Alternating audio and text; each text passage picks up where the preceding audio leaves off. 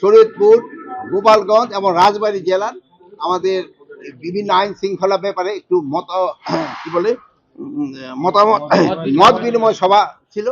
এই সভায় আমরা এখানে আলোচনা করলাম।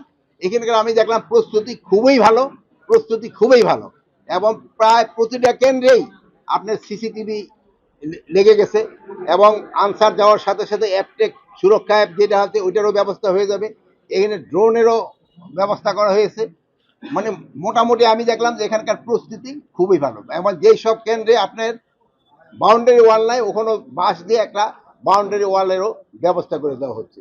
এই জন্য আমি আশা করতেছি এখানকার নির্বাচনটা খুবই উৎসবমুখর হবে, ফ্রি, ফেয়ার এবং ক্রেডিবল ইলেকশন হবে।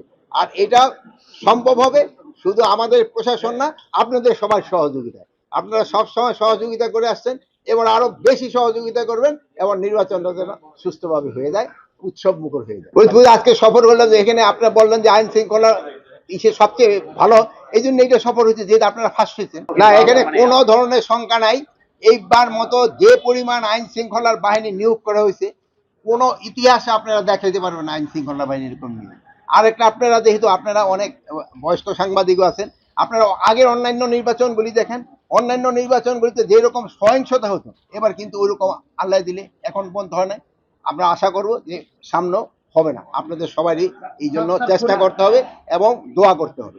আরেকটা জিনিস হলো, আপনারা দেখছেন যে এবার অন্যান্য সময় আইন শৃঙ্খলা বাহিনী স্পেশালি সশস্ত্র বাহিনী এরা ভোট প্রাঙ্গণে যেতে পারতো না। এবার আমাদের সিনিয়র সচিব কিন্তু ওটার একটা ভালো ব্যবস্থা করে দিচ্ছে এবং প্রতিটা ভোট প্রাঙ্গণে তারা যেতে পারে। যদি কোনো রকমের সমস্যা হয় সেদিন দেখবেন যে কি ধরনের ব্যবস্থা নেয়, ওই ধরনের প্রস্তুতিগুলি নিয়ে কিন্তু এখানে আলাপ করলাম।